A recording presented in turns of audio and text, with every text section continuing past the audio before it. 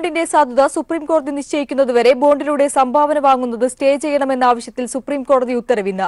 ബോണ്ടുകളിലൂടെ കള്ളപ്പണം വെള്ളപ്പണമാവുകയാണെന്ന് സുപ്രീംകോടതി ഇന്നലെ നിരീക്ഷിച്ചിരുന്നു. ഇലക്ട്രൽ ബോണ്ടിനെക്കുറിച്ച് തെരഞ്ഞെടുപ്പ് കമ്മീഷന് ഒന്നും അറിയില്ലെന്നും കോടതി പരിഹസിക്കുകയുണ്ടായി. അതേസമയം വാദത്തിനിടെ സുതാര്യത തെരഞ്ഞെടുപ്പ് ബോണ്ട് പദ്ധതി ഇല്ലാതാക്കാൻ കാരണമാകുന്നുവെന്ന വിചിത്രവാദമാണ് കേന്ദ്ര സർക്കാർ ഉന്നയിച്ചത്. തെരഞ്ഞെടുപ്പ് ബോണ്ടിന്റെ സാധുതയിൽ സുപ്രീംകോടതി അന്തിമ തീരുമാനമെടുക്കും വരെ ബോണ്ടിലൂടെ സംഭാവന വാങ്ങുന്നത് സ്റ്റേ ചെയ്യണമെന്ന ആവശ്യത്തിലാണ് ഇന്ന് സുപ്രീംകോടതി ഉത്തരവുണ്ടാകുക. ഉറവിടം വെളിപ്പെടുത്താത്ത ബോണ്ടുകൾ കള്ളപ്പണം ഇല്ലാതാക്കുമെന്ന കേന്ദ്ര സർക്കാർ വാദത്തെ സുപ്രീംകോടതി കഴിഞ്ഞ ദിവസം തള്ളിയിരുന്നു. ഇത്തരം ബോണ്ടുകളിലൂടെ കള്ളപ്പണം വെള്ളപ്പണമാവുകയാണ് ചെയ്യുകയെന്നായിരുന്നു കോടതി നിരീക്ഷണം. ഇലക്ട്രൽ ബോണ്ടിനെക്കുറിച്ച് തെരഞ്ഞെടുപ്പ് കമ്മീഷന് ഒന്നും അറിയില്ലെന്നും വാദത്തിനിടെ സുപ്രീംകോടതി പരിഹസിക്കുന്ന സാഹചര്യവും ഉണ്ടായിരുന്നു. എന്നാൽ ഏത് പാർട്ടി എത്ര ബോണ്ട് വാങ്ങിയെന്ന് തങ്ങൾക്കറിയാമെന്നാണ് തെരഞ്ഞെടുപ്പ് കമ്മീഷൻ കോടതിയെ അറിയിച്ചത്. തെരഞ്ഞെടുപ്പ് കഴിയും വരെ നിലവിലെ രീതി തുടരാൻ അനുവദിക്കണമെന്നാണ് കേന്ദ്ര സർക്കാർ ആവശ്യം. തെരഞ്ഞെടുപ്പ് ബോണ്ടിനെ അനുകൂലിച്ച് കഴിഞ്ഞ ദിവസം വിചിത്രവാദവും കേന്ദ്ര സർക്കാർ കോടതിയിൽ ഉന്നയിച്ചിരുന്നു. സുതാര്യത തെരഞ്ഞെടുപ്പ് ബോണ്ടില്ലാതാകാൻ കാരണമാകുമെന്നായിരുന്നു കേന്ദ്ര സർക്കാരിന് വേണ്ടി ഹാജരായ അറ്റോർണി ജനറൽ കോടതിയിൽ വാദിച്ചത്. ന്യായമായ പണം വേണ്ടിയിടത്തു നിന്നൊക്കെ ലഭ്യമാക്കാൻ രാഷ്ട്രീയ പാർട്ടികൾക്ക് അവകാശമുണ്ട്. ബാങ്കുകൾക്ക് ഉപഭോക്താവിനെ മാത്രമേ അറിയൂ. ഏത് ബോണ്ട് ഏത് പാർട്ടിക്ക് ലഭിച്ചുവെന്ന് ബാങ്കുകൾക്ക് അറിയില്ലെന്നും കേന്ദ്ര സർക്കാർ കോടതിയിൽ വ്യക്തമാക്കിയിരുന്നു. എന്നാൽ ഇലക്ട്രൽ ബോണ്ടിന്റെ ഉറവിടം മാത്രമേ KYCയിലൂടെ മനസ്സിലാക്കാനാകൂ. ഇടപാടിന്റെ വിശ്വാസ്യതയ്ക്ക് അതുമാത്രം പോരെന്നായിരുന്നു സുപ്രീംകോടതി നിലപാട്. News bureau, Delhi. റെക്കോർഡ് ലാഭം ആവർത്തിച്ച് സംസ്ഥാനത്തെ പൊതുമേഖലാ വ്യവസായ സ്ഥാപനങ്ങൾ. 2018-19 സാമ്പത്തിക വർഷത്തെ കണക്കുപ്രകാരം 258.29 കോടിയാണ് ലാഭം. 17 പൊതുമേഖലാ സ്ഥാപനങ്ങളാണ് മികവുറ്റ നേട്ടം സ്വന്തമാക്കിയത്. പ്രളയം അടക്കമുള്ള പ്രതികൂല സാഹചര്യങ്ങളിലും ഇത്തവണ ലാഭത്തിൽ 10 കോടി രൂപയുടെ വർധനവാണ് ഉണ്ടായിട്ടുള്ളത്. മാർച്ച് 31 അവസാനിച്ച് 2018-19 സാമ്പത്തിക വർഷത്തെ കണക്ക് പ്രകാരമാണ് സംസ്ഥാനത്തെ പൊതുമേഖലാ വ്യവസായ സ്ഥാപനങ്ങൾ സുവർണ നേട്ടം സ്വന്തമാക്കിയത്. 17 പൊതുമേഖലാ സ്ഥാപനങ്ങൾ ലാഭം കൈവരിച്ചപ്പോൾ ആകെ ലാഭം 258.29 കോടി രൂപയായി ഉയർന്നു. കഴിഞ്ഞ സാമ്പത്തിക വർഷം 14 സ്ഥാപനങ്ങളായിരുന്നു ലാഭത്തിലായത്. KMML, TCC, titanium, Keltron, KSDP, TELK തുടങ്ങിയ സ്ഥാപനങ്ങൾ മികച്ച പ്രകടനം ഇത്തവണയും ആവർത്തിച്ചു. Meter company, Kerala ceramics, metal industries എന്നിവയാണ് ലാഭപട്ടികയിൽ കടന്ന പുതുമുഖ സ്ഥാപനങ്ങൾ. UDF സർക്കാരിന്റെ അവസാന വർഷം പൊതുമേഖലാ വ്യവസായ സ്ഥാപനങ്ങൾ 132 കോടി രൂപ നഷ്ടത്തിലായിരുന്നു. എന്നാൽ ഈ സർക്കാർ വന്ന ആദ്യ വർഷം തന്നെ നഷ്ടം 71 കോടിയായി കുറച്ചു. തുടർന്ന് 2017-18 സാമ്പത്തിക വർഷത്തിൽ 248 കോടി രൂപയുടെ റെക്കോർഡ് ലാഭത്തിലെത്തിച്ചു. പ്രളയമടക്കമുള്ള പ്രതികൂല സാഹചര്യങ്ങളിലും ഇത്തവണ ലാഭത്തിൽ 10 കോടി രൂപയുടെ വർധനവാണുണ്ടായത്. ലാഭത്തിലുള്ള പൊതുമേഖലാ സ്ഥാപനങ്ങളെ പോലും കേന്ദ്ര സർക്കാർ വിറ്റുതുലയ്ക്കുമ്പോഴാണ് കേരളത്തിന്റെ നേട്ടം എന്നതും ശ്രദ്ധേയം. കേന്ദ്രം വിൽക്കാൻ തീരുമാനിച്ച പാലക്കാട് ഇൻഡസ്ട്രീസ് ഏറ്റെടുക്കാനും ഒപ്പം കാസർഗോഡുള്ള BHELന്റെ 51% ഓഹരി വാങ്ങാൻ സംസ്ഥാന സർക്കാർ തീരുമാനിച്ചതും പൊതുമേഖലയെ സംരക്ഷിക്കുമെന്ന നിലപാടിന്റെ ഭാഗം തന്നെയായി. പൊതുമേഖലാ സ്ഥാപനങ്ങളെ നവീകരിക്കാനും വികസന പ്രവർത്തനങ്ങൾക്കുമായി വിപുലമായ പദ്ധതികളാണ് വ്യവസായ വകുപ്പ് നടപ്പാക്കുന്നത്. രാജ്യത്തിനാകെ മാതൃകയാകുന്ന ഈ കേരള ബദൽ കൂടുതൽ കരുത്തോടെ മുന്നോട്ട് കൊണ്ടുപോകുമെന്ന് വ്യവസായ മന്ത്രി EP ജയരാജനും അറിയിച്ചു. News bureau, Thiruvananthapuram. വടകരയിൽ ആവേശത്തിരയിളക്കി മുഖ്യമന്ത്രിയുടെ പര്യടനം. വടകരയിലും കൊയിലാണ്ടിയിലും കുറ്റ്യാടിയിലും 10,000ങ്ങളാണ് തെരഞ്ഞെടുപ്പ് പൊതുയോഗങ്ങളിൽ പങ്കെടുത്തത്. വയനാട്ടിലെ LDFന്റെ കരുത്ത് കൽപ്പറ്റയിലെ റോഡ് ഷോയിലൂടെ തെളിഞ്ഞതായി മുഖ്യമന്ത്രി പിണറായി വിജയൻ പറഞ്ഞു. വടകര മണ്ഡലത്തിലെങ്ങും ആവേശം വിതച്ചാണ് മുഖ്യമന്ത്രി പിണറായി വിജയൻ പര്യടനത്തിനെത്തിയത്. ഓരോ കേന്ദ്രങ്ങളിലും 10,000ങ്ങൾ പ്രിയ നേതാവിനെ കേൾക്കാനെത്തി. രാഹുൽ ഗാന്ധിയുടെ വയനാട്ടിലെ സ്ഥാനാർത്ഥിത്വം കോൺഗ്രസിന്റെ നിലപാടിലെ പാപ്പരത്വമാണ് വ്യക്തമാക്കുന്നതെന്ന് പിണറായി പറഞ്ഞു. കൽപ്പറ്റയിൽ നടന്ന റോഡ് ഷോ വയനാട്ടിലെ LDFന്റെ കരുത്തെന്തെന്ന് തെളിയിച്ചു. രാഹുൽ ഗാന്ധി കേരളത്തിലെ ഒട്ടുമിക്ക കോൺഗ്രസുകാരെയും കൂട്ടിയാണ് റോഡ് ഷോ നടത്തിയത്. എന്നാൽ കൽപ്പറ്റ അസംബ്ലി മണ്ഡലത്തിലെ ജനങ്ങൾ മാത്രമാണ് LDF റാലിയിൽ അണിനിരുന്നതെന്നും പിണറായി കൂട്ടിച്ചേർത്തു. നമ്മുടെ രാജ്യത്ത് വർഗീയതക്കെതിരെയുള്ള പ്രസ്ഥാനങ്ങളിൽ വർഗീയത രാജ്യമാകെ അഴിച്ചുപിടിച്ചുള്ള കടന്നാക്രമണങ്ങളെ നേരിടുന്നതിൽ ഉറച്ച നിലപാട് മറ്റാരേക്കാളും ഇടതുപക്ഷമല്ലേ സ്വീകരിച്ചത്. അതെല്ലാവരും അംഗീകരിക്കുന്ന കാര്യമല്ലേ. ഇന്നത്തെ ദേശീയ രാഷ്ട്രീയ നിലപാടിന്റെ സത്ത ഉൾക്കൊണ്ടിരുന്നുവെങ്കിൽ ഇങ്ങനെയൊരു നിലപാട് ഇടതുപക്ഷത്തെയാണ് തകർക്കേണ്ടതെന്ന് സന്ദേശം നൽകാൻ കോൺഗ്രസിന്റെ പ്രസിഡന്റായ രാഹുൽ ഗാന്ധി തയ്യാറാകുമായിരുന്നു. അപ്പോ നിലപാടിന്റെ പാപ്പരത്ത് മത്സരിക്കാൻ ഇവിടെ വന്നതുകൊണ്ട് ഞങ്ങൾക്ക് പ്രത്യേക വേവലാതിയൊന്നുമില്ല.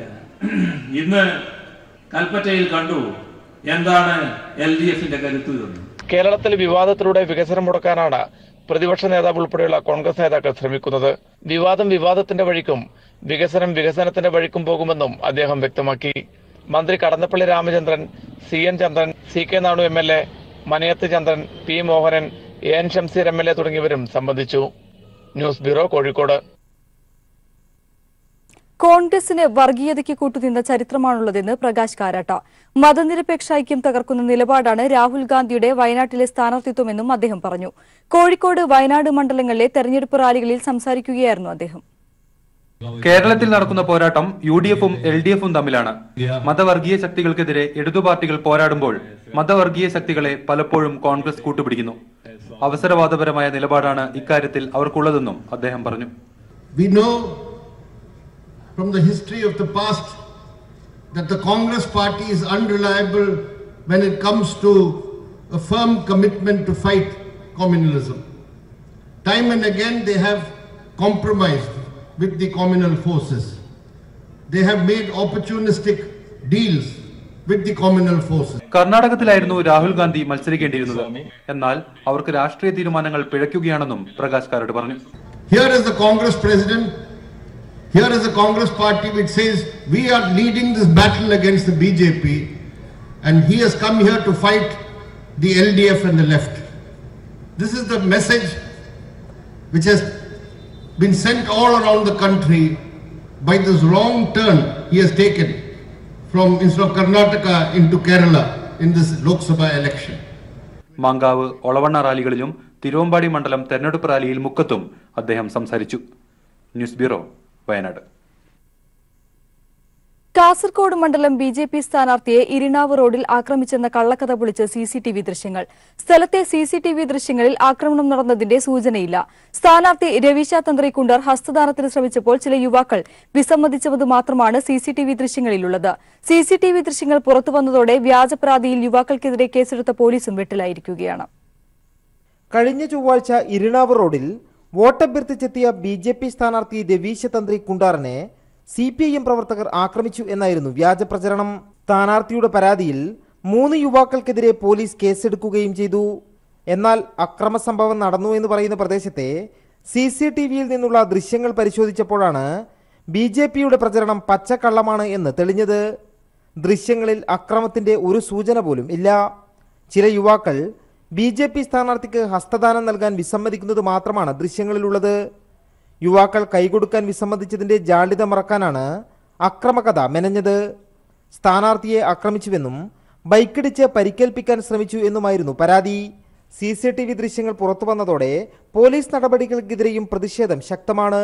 3 യുവാക്കൾക്കെതിരെ കേസെടുത്ത പോലീസിനെതിരെയാണ് നാട്ടുകാരുടെ വിമർശനം ഉയരുന്നത്. News bureau, Kannur. നാമനിർദ്ദേശ പത്രികയിൽ ഡിഗ്രി യോഗ്യതയില്ലെന്ന് തിരുത്തി പറഞ്ഞ് സ്മൃതി ഇറാനി. കഴിഞ്ഞ ദിവസം അമേഠിയിൽ സമർപ്പിച്ച നാമനിർദ്ദേശ പത്രികയിലാണ് ഡിഗ്രി പൂർത്തിയാക്കിയിട്ടില്ലെന്ന് സ്മൃതി ഇറാനി വ്യക്തമാക്കിയത്. അതേസമയം 2014 നൽകിയ നാമനിർദ്ദേശ പത്രികയിൽ ഡിഗ്രി പൂർത്തിയാക്കിയെന്നായിരുന്നു സ്മൃതി ഇറാനിയുടെ വാദം. ഏറെ വിവാദങ്ങളായിരുന്നു BJP കേന്ദ്രമന്ത്രി സ്മൃതി ഇറാനിയുടെ വിദ്യാഭ്യാസ യോഗ്യതയെ ചൊല്ലി ഉണ്ടായത്. 2014 തെരഞ്ഞെടുപ്പ് കമ്മീഷൻ നൽകിയ സത്യവാങ്മൂലത്തിൽ സ്മൃതി ഇറാനി നൽകിയിരുന്ന വിദ്യാഭ്യാസ യോഗ്യത ഡിഗ്രി എന്നാണ്. 1994 ദില്ലി യൂണിവേഴ്സിറ്റിയിൽ നിന്ന് ബാച്ചലർ ഓഫ് കൊമേഴ്സിൽ കറസ്പോണ്ടൻസ് ഡിഗ്രി നേടിയെന്നാണ് അന്ന് നൽകിയ സത്യവാങ്മൂലം. എന്നാൽ 2015 സ്മൃതി ഇറാനിയുടെ വിദ്യാഭ്യാസ യോഗ്യത ചോദ്യം ചെയ്ത് ദില്ലി കോടതിയിൽ ഒരു മാധ്യമപ്രവർത്തകൻ നൽകിയ കേസാണ് വിവാദങ്ങൾക്ക് തിരികൊളുത്തിയത്. ഒടുവിൽ സ്മൃതി ഇറാനിയുടെ വിദ്യാഭ്യാസ യോഗ്യത തെറ്റാണെന്നും +2 വരെ മാത്രമാണ് യോഗ്യതയുള്ളൂ എന്നും തെളിയിക്കുകയും ചെയ്തു. ഇതിന് പിന്നാലെ തെരഞ്ഞെടുപ്പ് കമ്മീഷനെ തെറ്റിദ്ധരിപ്പിച്ച BJP മന്ത്രിക്കെതിരെ കോൺഗ്രസും പ്രതിപക്ഷ പാർട്ടികളും രംഗത്തെത്തി. സ്മൃതി ഇറാനി രാജിവെക്കണം എന്നുള്ള ആവശ്യം വരെ ശക്തമായി. എന്നാൽ ചെറിയൊരു പിശക് മാത്രമാണെന്ന് പറഞ്ഞ് BJP വിവാദങ്ങളെ അടിച്ചമർത്തുകയും ചെയ്തു. ഈ ലോക്സഭാ തെരഞ്ഞെടുപ്പിൽ അമേഠിയിൽ രാഹുൽ ഗാന്ധിക്കെതിരെ മത്സരിക്കുന്ന സ്മൃതി ഇറാനി കഴിഞ്ഞ ദിവസമാണ് നാമനിർദ്ദേശ പത്രിക സമർപ്പിച്ചത്. നാമനിർദ്ദേശ പത്രികയിൽ ഡിഗ്രി പൂർത്തിയാക്കിയിട്ടില്ലെന്ന് സ്മൃതി വ്യക്തമാക്കുന്നുണ്ട്. ദില്ലി കോടതിയിലെ കേസും വിദ്യാഭ്യാസ യോഗ്യതയെ ചൊല്ലിയുള്ള വിവാദങ്ങളുമാണ് കേന്ദ്രമന്ത്രിയെ കൊണ്ട് വിദ്യാഭ്യാസ യോഗ്യത തിരുത്തി പറയിപ്പിച്ചതെന്ന് വ്യക്തം. News bureau, Delhi. തിരുവനന്തപുരം നഗരഹൃദയത്തിലെ കോടികൾ വില വരുന്ന ഭൂമിയും വീടും RSS പോഷക സംഘടന തട്ടിയെടുത്തതായി പരാതി. തിരുവിതാംകൂർ ദിവാനായിരുന്ന ശങ്കര സുബ്ബയ്യരുടെ കുടുംബക്കാരുടെ ഭൂമിയും വീടും കള്ളവിൽപത്രം തയ്യാറാക്കി RSS പോഷക സംഘടനയായ സേവാഭാരതി തട്ടിയെടുത്തു എന്നാണ് ആക്ഷേപം. വഴുതക്കാട് ടാഗോർ തിയേറ്ററിന് എതിർവശത്തുള്ള സുന്ദരവിലാസം ബംഗ്ലാവ് തിരുവിതാംകൂർ ദിവാനായിരുന്ന ശങ്കര സുബ്ബയ്യർ പണി കഴിപ്പിച്ചതാണ്. അദ്ദേഹത്തിന്റെ 4ാം തലമുറയിൽപ്പെട്ട എസ് മുത്തുകൃഷ്ണന്റെയും സഹോദരി പൊന്നമ്മാളിന്റെയും പേരിലായിരുന്നു വഴുതക്കാടുള്ള 27 സെന്റ് സ്ഥലവും കെട്ടിടവും. തലസ്ഥാനത്ത് താമസിക്കുകയായിരുന്ന പൊന്നമ്മാളിന് മക്കളുണ്ടായിരുന്നില്ല. ഇതിനിടയിലാണ് സേവാഭാരതിക്ക് വേണ്ടി തിരുവനന്തപുരം സ്വദേശി രാധാകൃഷ്ണൻ വീടിന്റെ ഒരു ഭാഗം വാടകയ്ക്കെടുക്കുന്നത്. എന്നാൽ പൊന്നമ്മാളിന്റെ മരണശേഷം RSS സംഘടനയായ സേവാഭാരതി അവരുടെ കള്ളവിൽപത്രം കൃത്രിമമായി സൃഷ്ടിച്ച് വീടും സ്ഥലവും തട്ടിയെടുത്തു എന്നാണ് ആക്ഷേപം. പൊന്നമ്മാളിന്റെ സഹോദരന്റെ മകനായ കോയമ്പത്തൂർ സ്വദേശി അഡ്വക്കേറ്റ് ശങ്കരമണിയാണ് പരാതിക്കാരൻ. And one thing I am saying, my aunt Ponnammal doesn't have any necessity whatsoever to create such will. She has not prepared any will in favor of this Seva Bharati or Prasannamurthy. This particular will is concocted, fabricated. They have prepared this will. Definitely it's a forgery. They have forged the signature of my aunt. കയ്യേറ്റക്കാർ കെട്ടിടത്തിൽ പ്രവേശിക്കരുതെന്ന് തിരുവനന്തപുരം മുൻസിഫ് കോടതി ഉത്തരവുണ്ടായിട്ടും അതൊന്നും വകവെക്കാതെ കയ്യൂക്കുകൊണ്ട് കെട്ടിടം കൈവശപ്പെടുത്തിയിരിക്കുകയാണ് RSS അനുകൂല സംഘടന. കെട്ടിടം കയ്യേറിയതിന്റെ പേരിൽ സേവാഭാരതിയുമായി ബന്ധമുള്ള ഡോക്ടർ പ്രസന്നമൂർത്തി, രാധാകൃഷ്ണൻ അടക്കം 4 പേർക്കെതിരെ മ്യൂസിയം പോലീസ് FIR രജിസ്റ്റർ ചെയ്തു. എന്നാൽ ആക്ഷേപങ്ങളെല്ലാം വ്യാജമാണെന്നായിരുന്നു സേവാഭാരതിയുടെ ഭാരവാഹികൾ ബീപ്പിളിനോട് പറഞ്ഞത്. S. ജീവൻകുമാർ, തിരുവനന്തപുരം. NDA തെരഞ്ഞെടുപ്പ് പ്രചരണത്തിനായി പ്രധാനമന്ത്രി നരേന്ദ്രമോദി ഇന്ന് കോഴിക്കോടെത്തും. വൈകിട്ട് 6:30 കടപ്പുറത്താണ് റാലി. കാസർഗോഡ് മുതൽ പാലക്കാട് വരെയുള്ള ജില്ലകളിലെ NDA സ്ഥാനാർത്ഥികളും സംസ്ഥാന നേതാക്കളും വേദിയിലെത്തും. പ്രധാനമന്ത്രിയുടെ സന്ദർശനത്തിന്റെ ഭാഗമായി കോഴിക്കോട് നഗരം കനത്ത സുരക്ഷാ വലയത്തിലാണ്. ഗതാഗത നിയന്ത്രണവും ഏർപ്പെടുത്തിയിട്ടുണ്ട്.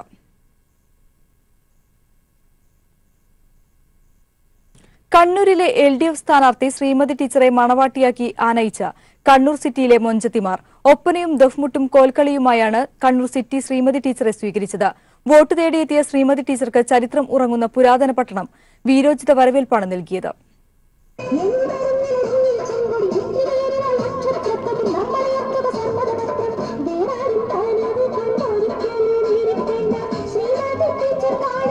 മാപ്പിളൈശൽ പെയ്തിറങ്ങിയ കല്യാണരാവിന്റെ ആരവത്തിലായിരുന്നു കണ്ണൂർ സിറ്റി.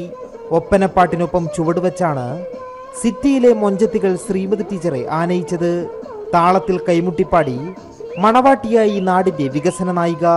സായം സന്ധ്യയിൽ ചരിത്രമുറങ്ങുന്ന പുരാതന പട്ടണം ശ്രീമതി ടീച്ചർക്ക് നൽകിയത് വീരോചിത വരവേൽപ്പ്.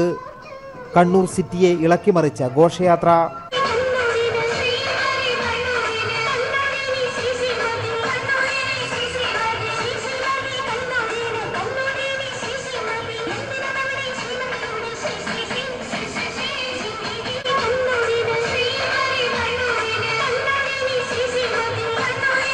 റോഡിന് ഇരുവശവുമുള്ള വീടുകളിൽ നിന്നും സ്ത്രീകളും കുട്ടികളും ഉൾപ്പെടെയുള്ളവരുടെ വിജയാശംസകൾ.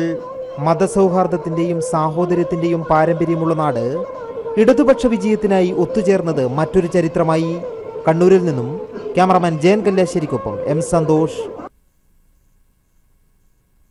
തൊടുപുഴ നഗരത്തെ ത്രസിപ്പിച്ച് മഹിളകളുടെ മഹാറാലി.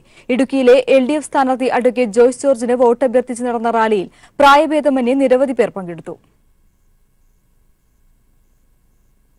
അന്തരിച്ച മുൻ മന്ത്രി KM മാണിയുടെ മൃതദേഹം പൂർണ്ണ ഔദ്യോഗിക ബഹുമതികളോടെ സംസ്കരിച്ചു. വിലാപയാത്രയിലും പാലാ സെന്റ് തോമസ് കത്തീഡ്രൽ പള്ളിയിൽ നടന്ന സംസ്കാര ചടങ്ങിലും ആയിരങ്ങളാണ് പങ്കെടുത്തത്. പ്രിയ നേതാവിനെ അവസാനമായി കാണാൻ കരിങ്ങോഴക്കൽ തറവാട്ടിലേക്കും വൻ ജനാവലിയാണ് ഒഴുകിയെത്തിയത്. പാലാ സെന്റ് തോമസ് കത്തീഡ്രൽ പള്ളി സെമിത്തേരിയിൽ ആയിരങ്ങളെ സാക്ഷിയാക്കിയായിരുന്നു സംസ്കാര ചടങ്ങുകൾ നടന്നത്. വൈകിട്ട് 3 മണിയോടെ KM മാണിയുടെ മൃതദേഹവും വഹിച്ചുകൊണ്ടുള്ള വിലാപയാത്ര കരിങ്ങോഴക്കൽ വീട്ടിൽ നിന്നും പുറപ്പെട്ടു. ആയിരങ്ങൾ വിലാപയാത്രയെ അനുഗമിച്ചു. വഴിയിലുടനീളം പുഷ്പവൃഷ്ടി നടത്തിയും മുദ്രാവാക്യങ്ങൾ മുഴക്കിയും മൺമറഞ്ഞ പ്രിയ നേതാവിനോടുള്ള ആദരവ് പാലായിലെ ജനത പ്രകടിപ്പിച്ചു. തുടർന്ന് പള്ളിയിൽ സംസ്കാര ശുശ്രൂഷ ചടങ്ങുകൾ ആരംഭിച്ചു. ചടങ്ങുകൾക്ക് കർദിനാൾ മാർ ബസേലിയോസ് ക്ലിമീസ് കാതോലിക്ക ബാവ മുഖ്യ കാർമ്മികനായി. സംസ്ഥാന സർക്കാർ പൂർണ്ണ ഔദ്യോഗിക ബഹുമതി നൽകി KM മാണിക്ക് ആദരവ് അർപ്പിച്ചു.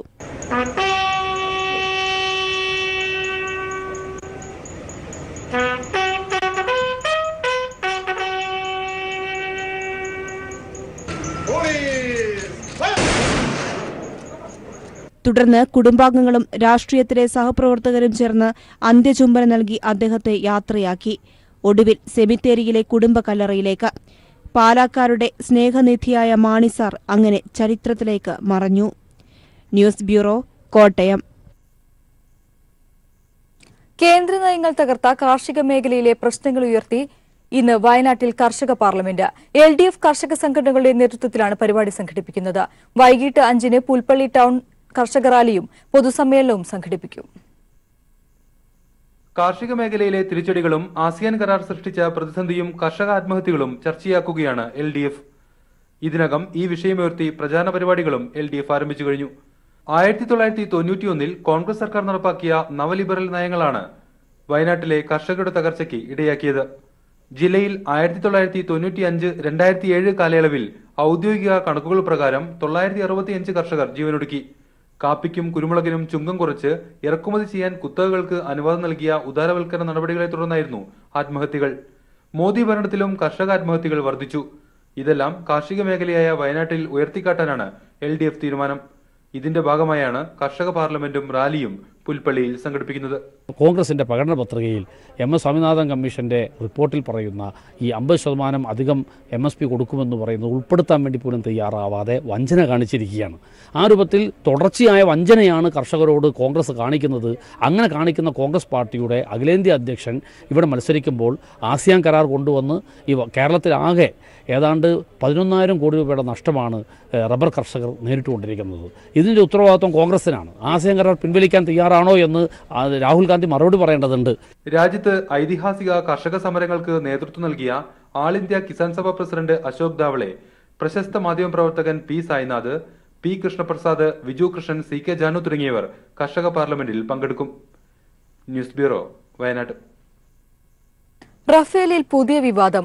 ഫ്രഞ്ച് കമ്പനിയായ ദി സോൾട്ട് ഏവിയേഷൻ പാക് വൈമാനികർക്ക് റഫേൽ ഉപയോഗിക്കാൻ പരിശീലനം നൽകിയതായി റിപ്പോർട്ട്. ഇന്ത്യക്ക് മുന്നേ കരാർ ഉറപ്പിച്ച ഖത്തറിന് വേണ്ടിയാണ് പാക് വൈമാനികർ പരിശീലനം നേടിയത്. രാജ്യസുരക്ഷ തന്നെ അപകടത്തിലാക്കുമെന്ന് ആശങ്കയും ശക്തമാകുന്നു. അതേസമയം വാർത്ത തെറ്റെന്ന് ഫ്രഞ്ച് അംബാസിഡറും അറിയിച്ചു. US ഡിഫൻസിന്റെ റിപ്പോർട്ട് പുറത്തുവന്നതോടെയാണ് റാഫേലിൽ പുതിയ വിവാദം കൂടി ഉരുത്തിരിഞ്ഞത്. ഖത്തർ വ്യോമസേനയ്ക്ക് വേണ്ടി ഫ്രാൻസിൽ പരിശീലനം ലഭിച്ച വൈമാനികരിൽ പാക് വൈമാനികരും ഉൾപ്പെട്ടിട്ടുണ്ടെന്നാണ് ഇപ്പോൾ പുറത്തുവന്നിരിക്കുന്ന റിപ്പോർട്ട്. 2017 നവംബറിലാണ് ഇവർ പരിശീലനം പൂർത്തിയാക്കിയത്. 2015-ലാണ് ഖത്തർ 24 റാഫേൽ വിമാനങ്ങൾ വാങ്ങാൻ ഫ്രാൻസുമായി കരാറിൽ എത്തുന്നത്. 2016-ൽ ഇന്ത്യ ഫ്രാൻസുമായി കരാറിലെത്തി 1 വർഷത്തിനു ശേഷമാണ് പാക് വൈമാനികർക്ക് പരിശീലനം ലഭിച്ചതെന്നാണ് റിപ്പോർട്ടിൽ ചൂണ്ടിക്കാട്ടുന്നത്. ഇതോടെ രാജ്യസുരക്ഷയുടെ കാര്യത്തിൽ ആശങ്കകളും ഉയരുന്നുണ്ട്. അതേസമയം വാർത്ത നിഷേധിച്ചുകൊണ്ട് ഫ്രാൻസ് രംഗത്തെത്തി. ഇത് തെറ്റായ വാർത്തയാണെന്ന് ഫ്രഞ്ച് അംബാസഡർ അലക്സാണ്ടർ സീഗ്ലർ വ്യക്തമാക്കി. ഇക്കാര്യത്തിൽ ഇന്ത്യയുടെ ഭാഗത്തുനിന്നും ഔദ്യോഗിക പ്രതികരണം ഇതുവരെ ഉണ്ടായിട്ടില്ല. അതേസമയം അന്ന് പരിശീലനം ലഭിച്ചവരിൽ പാക് വൈമാനികർ ഇല്ലെന്നും എല്ലാവരും ഖത്തറിന്റെ പാസ്പോർട്ട് ഉള്ളവരാണെന്നും ഇന്ത്യൻ എയർഫോഴ്സ് വൃത്തങ്ങൾ അറിയിച്ചു. പാകിസ്ഥാൻ ഇരട്ട പൌരത്വം നൽകുന്നതാകാം ഇപ്പോൾ ഉണ്ടായ വിവാദത്തിന് പിന്നിലെന്നും ദസോൾട്ട് ഏവിയേഷനോട് ഇക്കാര്യത്തിൽ കൂടുതൽ വിശദീകരണം തേടിയിട്ടുണ്ടെന്നുമാണ് ഇന്ത്യൻ എയർഫോഴ്സ് വൃത്തങ്ങളിൽ നിന്ന് ലഭിക്കുന്ന വിവരം. News bureau, Delhi. വർഗീയ സംഘർഷങ്ങൾക്ക് പേരുകേട്ട ഉത്തർപ്രദേശിലെ ഹിന്ദു മുസ്ലിം ഐക്യത്തിന്റെ മാതൃകകളിലൊന്നാണ് അമേഠിയിലെ ഹാരിമോ ഗ്രാമത്തിലെ ഹിന്ദു മുസ്ലിം ഏകതാ ക്ലബ്ബ്. തൊട്ടടുത്ത പ്രദേശമായ ജായസിൽ വർഷാവർഷം വർഗീയ സംഘർഷങ്ങൾ ഉണ്ടാകുമ്പോഴും 25 വർഷമായി ഒരു ചെറിയ സംഘർഷം പോലും ഇവിടെ ഉണ്ടാകാത്തത് ഈ ക്ലബ്ബ് മൂലമാണ്. വർഗീയ കലാപങ്ങളുടെ പേരിൽ അറിയപ്പെടുന്ന ഉത്തർപ്രദേശിലെ ഹാരിമോയിലാണ് മതസാഹോദര്യത്തിന്റെ മഹത്തായ ഈ മാതൃക. ഹിന്ദു മുസ്ലിം ഏക്താ ക്ലബ് 25 വർഷങ്ങൾക്ക് മുൻപ് കുണ്ടു ബാബു എന്ന ഇദ്ദേഹമാണ് ഹാരിമോയിൽ മതസാഹോദര്യം ലക്ഷ്യമിട്ട് ഹിന്ദു മുസ്ലിം ഏക്താ വോളിബോൾ ക്ലബിന് തുടക്കം കുറിച്ചത്. हिंदू मुस्लिम एकता क्लब के माध्यम से हम लोग जो खेलते हैं, हम लोग करीब 25 साल से इस क्लब को बनाए हैं. പല വിഷയങ്ങളിൽ അഭിപ്രായ വ്യത്യാസങ്ങൾ ഉണ്ടാകുമെങ്കിലും കളിക്കളത്തിനകത്തും പുറത്തും ഇവരെല്ലാം ഒന്നാണ്. അഭിപ്രായ വ്യത്യാസങ്ങൾ ഉണ്ടെങ്കിൽ വൈകുന്നേരം കളി കഴിയുന്നതോടെ എല്ലാം പറഞ്ഞു തീർക്കും. बहुत अच्छा लगता है. हमारे यहाँ हिंदू मुस्लिम सब साथ साथ रहते हैं, आपस में भाई बन के खेलते हैं. हम मुस्लिम है, हिंदू है, साथ में खेल रहे हैं भाई भाई की तरह. हमारे यहाँ का माहौल बहुत अच्छा है. മതസാഹോദര്യത്തിന്റെ പേരിൽ ആരംഭിച്ച ക്ലബിന് കളിക്കളത്തിലും മികച്ച പേരാണ്. ജില്ലാതലം വരെ വിവിധ ടൂർണമെന്റുകളിലായി നിരവധി സമ്മാനങ്ങളാണ് ക്ലബിനെ തേടിയെത്തിയിട്ടുള്ളത്. 8 വർഷം മുൻപ് കോൺഗ്രസ് അധ്യക്ഷൻ രാഹുൽ ഗാന്ധിയും ഇവർക്കൊപ്പം പന്ത് തട്ടാനെത്തിയിരുന്നു. അന്ന് ഹാരിമോക്കാരുടെ ടീമിലായിരുന്നു രാഹുൽ നയിച്ച ഹാരിമോ ടീം SPGക്കാരുടെ ടീമിനെ തോൽപ്പിച്ചതും നാട്ടുകാർ ഓർത്തിരിക്കുന്നു. 30 കിലോമീറ്ററിനപ്പുറത്ത് ജായസിൽ ഓരോ വർഷവും വർഗീയ സംഘർഷങ്ങൾ അരങ്ങേറുമ്പോഴും ഹാരിമോ ശാന്തമാണ്. ഇത് കാണുമ്പോൾ കഴിഞ്ഞ വർഷം കാസർഗോഡ് മാവുങ്കാലിൽ കബഡി താരത്തെ മുസ്ലിം ആയതിന്റെ പേരിൽ RSSുകാർ അപമാനിച്ച സംഭവമാണ് ഓർമ്മ വരിക. ഹാരിമോയിലെ മനുഷ്യർക്ക് മുന്നിൽ അവർ എത്ര നിസാരർ. കളിക്കളത്തിലും വർഗീയത കൊണ്ടുവരാൻ ശ്രമിക്കുന്ന കേരളത്തിലെ RSSുകാർക്ക് അവരുടെ തന്നെ തട്ടകമായ ഉത്തർപ്രദേശിലെ ഈ കളിക്കളം ഒരു നല്ല മാതൃകയാണ്. ഉത്തർപ്രദേശിലെ ഹാരിമോയിൽ നിന്നും ക്യാമറാമാൻ അതുൽ CS-നൊപ്പം ശരത് കെ ശശി. സംസ്ഥാനത്ത് അതീവ ജാഗ്രതാ മുന്നറിയിപ്പ്. വരും ദിവസങ്ങളിൽ സൂര്യാഘാത സാധ്യത കൂടുതലെന്ന് സംസ്ഥാന ദുരന്ത നിവാരണ അതോറിറ്റി അറിയിച്ചു. സൂര്യാഘാത സൂര്യതാപ മുന്നറിയിപ്പ് ഈ മാസം 14 വരെ നീട്ടി. കേന്ദ്ര സംസ്ഥാന നിരീക്ഷണ കേന്ദ്രത്തിന്റെ മുന്നറിയിപ്പ് പ്രകാരം ഈ ദിവസങ്ങളിൽ സംസ്ഥാന വ്യാപകമായി ചൂട് ശരാശരിയിൽ നിന്ന് 2 മുതൽ 4 ഡിഗ്രി വരെ കൂടും. ഈ സാഹചര്യത്തിൽ വരുന്ന ദിവസങ്ങളിൽ ജനങ്ങൾ കൂടുതൽ ശ്രദ്ധ പുലർത്തണമെന്ന് അറിയിപ്പിൽ വ്യക്തമാക്കുന്നു. തലസ്ഥാനത്ത് കോൺഗ്രസ് നേതാക്കൾ BJPക്ക് വോട്ട് മറിക്കുന്നുവെന്ന ആക്ഷേപം സ്ഥിരീകരിച്ച് ശശി തരൂരും. സംഭവത്തിൽ ശശി തരൂർ കേന്ദ്ര നേതൃത്വത്തിന് പരാതി നൽകി. ഒരു വിഭാഗം നേതാക്കൾ പ്രവർത്തന രംഗത്ത് നിന്ന് വിട്ടുനിൽക്കുന്നുവെന്നും പ്രചാരണം ഏകോപനമില്ലാതെ മെല്ലെ പോകുന്നുവെന്നും ശശി തരൂർ പരാതിയിൽ പറയുന്നു. തിരുവനന്തപുരം ലോക്സഭാ മണ്ഡലത്തിൽ കോൺഗ്രസ് നേതാക്കൾ പണം വാങ്ങി BJPക്ക് വോട്ട് മറിക്കുന്നുവെന്ന ഇടതുപക്ഷത്തിന്റെ ആരോപണം നിലനിൽക്കെയാണ് ശശി തരൂർ AICCക്ക് പരാതി നൽകിയത്. ശക്തമായ ത്രികോണ മത്സരം നടക്കുന്ന തിരുവനന്തപുരം ലോക്സഭാ മണ്ഡലത്തിൽ കോൺഗ്രസ് വ്യാപകമായി BJPക്ക് വോട്ടുമറിക്കുന്നുവെന്ന ഇടതുപക്ഷത്തിന്റെ ആരോപണം ശരിവെക്കുന്ന തരത്തിലുള്ള പരാതിയാണ് മണ്ഡലത്തിലെ UDF സ്ഥാനാർത്ഥി ശശി തരൂർ AICCക്ക് നൽകിയിരിക്കുന്നത്. മണ്ഡലത്തിലെ പ്രചരണ പരിപാടികളിൽ നേതാക്കൾ സഹകരിക്കുന്നില്ലെന്നും പ്രചരണം ഏകോപനമില്ലാതെ മെല്ലെ പോകുന്നുവെന്നുമാണ് ശശി തരൂർ AICCക്ക് നൽകിയിരിക്കുന്ന പരാതിയിൽ വ്യക്തമാക്കുന്നത്. പ്രചരണത്തിന്റെ മെല്ലെപ്പോക്കിന് കാരണം മുൻ DCC പ്രസിഡന്റും മന്ത്രിയുമായിരുന്ന VS ശിവകുമാർ MLA ആണെന്ന വാദമാണ് ഒരു കൂട്ടർ ഉയർത്തുന്നത്. എന്നാൽ ഇത് നിഷേധിച്ച ശിവകുമാർ വ്യാജ പ്രചരണത്തിനെതിരെ DGPക്ക് പരാതി നൽകിയിട്ടുമുണ്ട്. നേമം, വട്ടിയൂർക്കാവ്, തിരുവനന്തപുരം നിയമസഭാ മണ്ഡലങ്ങളിൽ നിലവിൽ കോൺഗ്രസ് പ്രചരണത്തിൽ വളരെ പിന്നിലാണ്. മണ്ഡലത്തിൽ സ്ക്വാഡ് പ്രവർത്തനം പോലും ഇതുവരെ നടന്നിട്ടില്ല. ഏതുവിധേനയും കേരളത്തിൽ അക്കൗണ്ട് തുറക്കുക എന്നത് BJP ദേശീയ നേതൃത്വത്തിന്റെ പ്രധാന ലക്ഷ്യമാണ്. ഇതിനായി കോടിക്കണക്കിന് രൂപയാണ് തെരഞ്ഞെടുപ്പിനായി ഉപയോഗിക്കാൻ രഹസ്യമായി നൽകിയിട്ടുണ്ടെന്ന ആക്ഷേപം നിലനിൽക്കെയാണ് കോൺഗ്രസ് വോട്ടുമറിക്കുന്നുവെന്ന ആക്ഷേപം സ്ഥാനാർത്ഥി ശശി തരൂർ തന്നെ ഉയർത്തുന്നത്. ഇതിനിടെ ഒരു DCC സെക്രട്ടറി കോൺഗ്രസ് വിട്ട് BJPയിൽ ചേക്കേറിയതും ഇതിന്റെ ഭാഗമാണ്. എന്തായാലും കോൺഗ്രസ് നേതാക്കൾ കൂട്ടത്തോടെ ശശി തരൂരിനെ കാലുവാരുമെന്ന നിഗമനം KPCCയും നടത്തിയിട്ടുണ്ട്. അതുകൊണ്ട് തന്നെ ശശി തരൂർ തോറ്റാൽ കടുത്ത സംഘടനാ നടപടി നേരിടേണ്ടി വരുമെന്ന താക്കീതും ഇതിനോടകം KPCC നേതാക്കൾക്ക് നൽകിയിട്ടുണ്ട്. News bureau, Thiruvananthapuram. തൃശൂർ പൂരത്തിന് ആചാരപ്രകാരം തന്നെ വെടിക്കെട്ട് നടത്താൻ സുപ്രീം കോടതിയുടെ അനുമതി. പടക്കത്തിനും സമയത്തിനും കോടതി ഏർപ്പെടുത്തിയ നിയന്ത്രണത്തിൽ ഇളവ് നൽകി. ഉപയോഗിക്കുന്ന പടക്കങ്ങൾക്ക് കേന്ദ്ര ഏജൻസിയുടെ അനുമതി വേണമെന്നും കോടതി വ്യക്തമാക്കി. പരിസ്ഥിതി മലിനീകരണം ഉണ്ടാക്കാത്ത ഹരിത പടക്കങ്ങളുടെ രാസഘടനയ്ക്ക് മെയ് 15-നകം അംഗീകാരം നൽകാൻ കേന്ദ്ര സർക്കാരിന് സുപ്രീംകോടതി നിർദ്ദേശവും നൽകി. തൃശൂർ പൂരത്തിന് 1 മാസം മാത്രം ബാക്കി നിൽക്കെയാണ് പൂരപ്രേമികൾക്ക് ആശ്വാസമായ സുപ്രീം കോടതി വിധി. പൂരത്തിന് ആചാരപ്രകാരം തന്നെ വെടിക്കെട്ട് നടത്താനാണ് കോടതിയുടെ അനുമതി. ഇതോടെ വെടിക്കെട്ടിന്റെ സമയ നിയന്ത്രണം ഇല്ലാതായി. തൃശൂർ പൂരത്തിന്റെ ഭാഗമായുള്ള സന്ധ്യാസമയത്തെ ചെറിയ വെടിക്കെട്ട്, പുലർച്ചെയുള്ള പ്രധാന വെടിക്കെട്ട്, പകൽപൂരത്തിന് ശേഷമുള്ള വെടിക്കെട്ട് എന്നിവ പഴയ പോലെ തന്നെ നടക്കും. ഗുണ്ട്, ഓലപ്പടക്കം, അമിട്ട്, കുഴിമിന്നൽ എന്നിവ ഉപയോഗിക്കാനും ബേരിയം ഉപയോഗിച്ചുള്ള പടക്കങ്ങൾ ഉപയോഗിക്കാനും അനുമതി നൽകണമെന്നും ഹർജിക്കാർ ആവശ്യപ്പെട്ടിരുന്നു.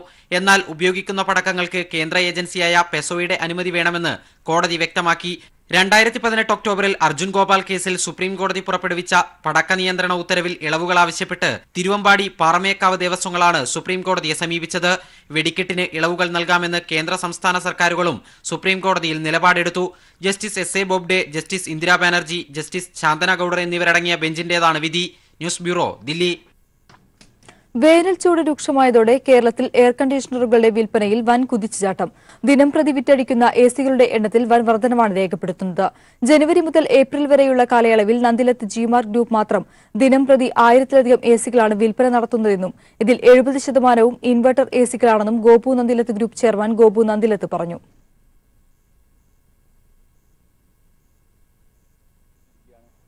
ഏറ്റവും അധികം AC വോൾട്ടാസ് ആണ് ഇന്ന് കേരളത്തിൽ വിറ്റുപോകുന്നത്. വിൽപ്പനയിലും വിൽപ്പനാന്തര സേവനത്തിലും എന്തുകൊണ്ട് AC ഇത്ര വിൽക്കുന്നു വെച്ചാൽ ഇന്ന് 0 ഫൈനാൻസ് കസ്റ്റമേഴ്സിന് ലഭ്യമാണ്. അതാണ് ഏറ്റവും വലിയൊരു പ്രത്യേകത. പണ്ട് കസ്റ്റമേഴ്സിന് 30-35,000 രൂപ കൊടുത്തൊരു AC വാങ്ങിക്കുക എന്ന് പറഞ്ഞാൽ ഈസി അല്ല. ഇന്ന് ഒരു കസ്റ്റമേഴ്സിന് വന്ന് ₹1 ഡൗൺ പേയ്മെൻറ്റ് അടച്ച് അല്ലെങ്കിൽ 1/3 അടച്ച് അല്ലെങ്കിൽ 2 ഇൻസ്റ്റാൾമെൻറ്റ് അടച്ച്